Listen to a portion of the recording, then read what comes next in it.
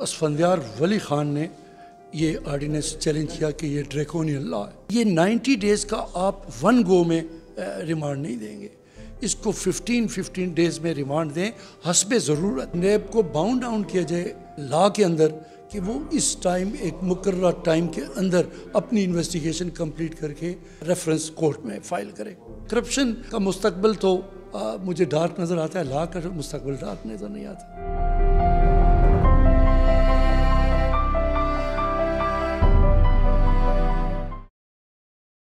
فضل کریم، آپ کو ہم اپنے پروگرام میں خوش آمدید کہتے ہیں۔ السلام علیکم سر۔ وعلیکم السلام، شکریہ۔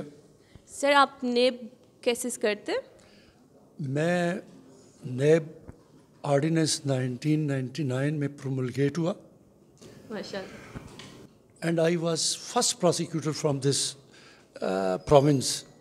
اس میں پہلا پراسیکیوٹر تھا نیب میں، اور میں نے سب سے پہلا case against minister for local bodies Habib ur Rehman Tanoli, اس کا کیس میں نے یہاں پہ ریفرنس فائل کیا، اور اس filing of that reference NAB کے کیسز اور نیب کورٹس یہاں سے شروع ہو گئیں۔ So this was the beginning. دو I remained prosecutor in the NAB till 2003. Thereafter I relieved NAB, and from 2005 میں پھر ڈیفنس سائڈ سے ابھی تک متعدد کیسز میں پیش ہو رہا ہوں، ہو چکا ہوں۔ کئی کیسز ڈیسائیڈ ہو گئے ہیں، کئی کیسز اپیلوں میں پڑے ہوئے ہیں، کئی کیسز میں لوگ بری بھی ہو چکے ہیں۔ تو یہ اس کا بیک گراؤنڈ ہے اس کا۔ Thank you sir. سر، بعض لوگ کہتے ہیں کہ نیب لا جو ہے یہ بلیک لا ہے یا ڈریکونین، آپ کا اس بارے میں کیا خیال ہے؟ دیکھیں جی، نیب آرڈیننس جب بنا تو اس وقت ایک پولیٹیکل گورنمنٹ نہیں تھی، پرویز مشرف کی گورنمنٹ آئی تھی، انہوں نے بنایا، اس لیے اس آرڈیننس کو چیلنج کیا گیا سپریم کورٹ میں، اور اسفندیار ولی خان نے یہ آرڈیننس چیلنج کیا کہ یہ ڈریکونین لا ہے۔ اس لا کی ہر ایک شکوار، ہر ایک سیکشن کو سپریم کورٹ نے سکوٹنائز کیا، اور چونکہ اس میں 90 ڈیز کا فزیکل کسٹڈی ریمانڈ لینے کا اس میں پروویژن موجود تھی ایک، اور دوسری کہ کوئی کورٹ اس میں بیل گرانٹ نہیں کر سکتی، یہ نیگیٹو ورڈڈ پروویژن تھی نیب آرڈیننس میں۔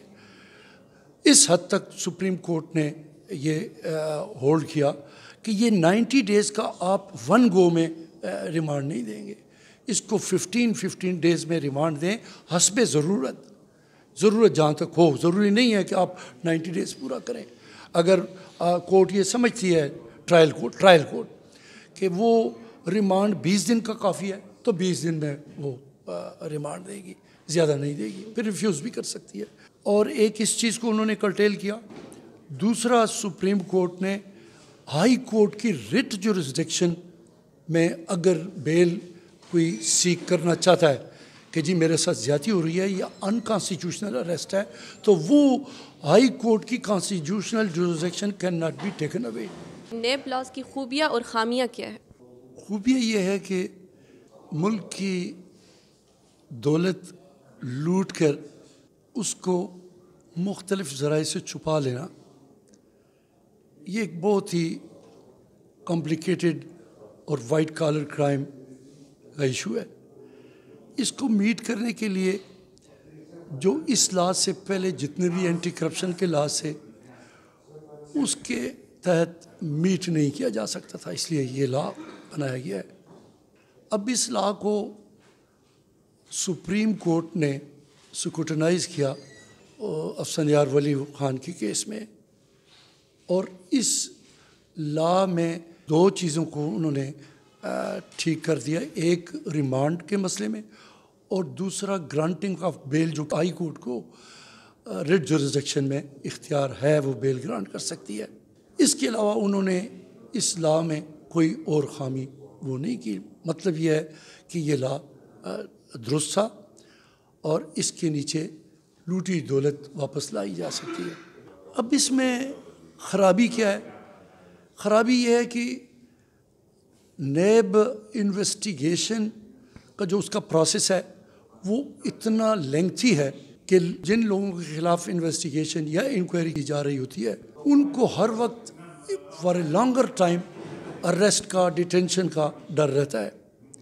इसके लिए एक टाइम फ्रेमवर्क देना चाहिए लॉ में कि जी इतने टाइम के अंदर आप इन्वेस्टिगेशन कंप्लीट करें और नेब को बाउंड डाउन किया जाए लॉ के अंदर कि वो इस टाइम एक मुकर्रर टाइम के अंदर अपनी इन्वेस्टिगेशन कंप्लीट करके रेफरेंस कोर्ट में फ़ाइल करे। दूसरी इसमें यह है कि कोर्ट को इन्होंने जो लॉ में दिया हुआ है कि 1 मंथ के अंदर ये ट्रायल कंप्लीट करेगी, ये भी एक ज़्यादती है। 1 मंथ के अंदर ट्रायल कंप्लीट नहीं हो सकता, ये कम से कम 1 ईयर का टाइम देना चाहिए, क्योंकि 1 साल में तो प्रोसिक्यूशन अपनी एविडेंस कंप्लीट नहीं कर सकती, उसके बाद डिफेंस एविडेंस जो है उसको भी टाइम दिया जाता है। तो इसको 1 मंथ के बजाय 1 ईयर का टाइम दिया जाना चाहिए। दूसरी जो इसमें ख़राबी है, ये ट्रायल कोर्ट के पास इख्तियार होना चाहिए बेल ग्रांटिंग का, लेकिन उसमें जनरल लॉ में जो प्रिंसिपल वज़े किए गए हैं बेल ग्रांटिंग के, उससे मुख्तलिफ होने चाहिए। इसमें हार्श रखा जाना चाहिए, हर केस में हर किसी को बेल ग्रांट नहीं होनी चाहिए ताकि वो मिस यूज़ करके एविडेंस को ख़राब करते हैं। अब इसमें मेरी गुजारिश ये है कि ये लॉ 99 में बना था, फिर उसके बाद 2 पॉलिटिकल गवर्नमेंट्स रही हैं। अब वो पॉलिटिकल गवर्नमेंट्स ख़त्म होने के बाद इसी लॉ के नीचे उनमें जो करप्शन उस 2 अदवार में हुई पॉलिटिकल दौर में, इस लॉ के नीचे उन्होंने जब हाथ डाला है करप्शन को, अब इन्होंने शोर मचाना शुरू कर दिया। ये ड्रैकोनियन लॉ है। आपका इस लॉ के मुस्तकबिल के बारे में क्या ख्याल है? लॉज पहले मौजूद थे, एंटी करप्शन लॉज, लेकिन बदकिस्मती से वो लॉज करप्शन पर मजबूत हाथ डालने के लिए नाकाफ़ी थे।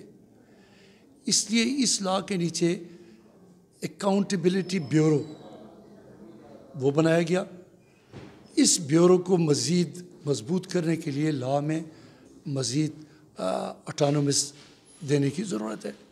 तो लॉ का मुस्तकबिल तो मुझे इसका कोई ख़राबी नज़र नहीं आ रही। अलबत्ता पॉलिटिकल गवर्नमेंट्स गुज़र चुकी हैं, अगर इसका मुस्तकबिल ख़राब होता तो उन्होंने इस लॉ को ख़त्म किया होता, रिपील किया होता। हालांकि इसमें किसी हद तक कुछ प्रोविज़न्स हैं जिनको थोड़ा सा अमेंड करने की ज़रूरत है। एक तो अकाउंटेबिलिटी कोर्ट्स को बेल ग्रांटिंग की पावर देनी चाहिए। करप्शन का मुस्तकबिल तो मुझे डार्क नज़र आता है, लॉ का मुस्तकबिल डार्क नज़र नहीं आता। पार्लियामेंट को चाहिए कि इसको मज़ीद इसमें बेहतरी लाए और नेब का जो इंस्टीट्यूशन है उसको ऑटोनोमस दें, उसको बाख्तियार बनाएं, उसमें कोई पॉलिटिकल गवर्नमेंट्स इंटरफेरेंस न कर सके, इंडिपेंडेंस हो, वो अपने इंडिपेंडेंट तौर पे काम कर सकें, उससे कोऑपरेट करे गवर्नमेंट। ये नॉन कोऑपरेशन की वजह से भी वहाँ काम नहीं हो रहा। Thank you so much sir for giving us time. नाज़रीन, इसी के साथ हमें इजाज़त दीजिए। अपना ख्याल रखें। अल्लाह हाफ़िज़।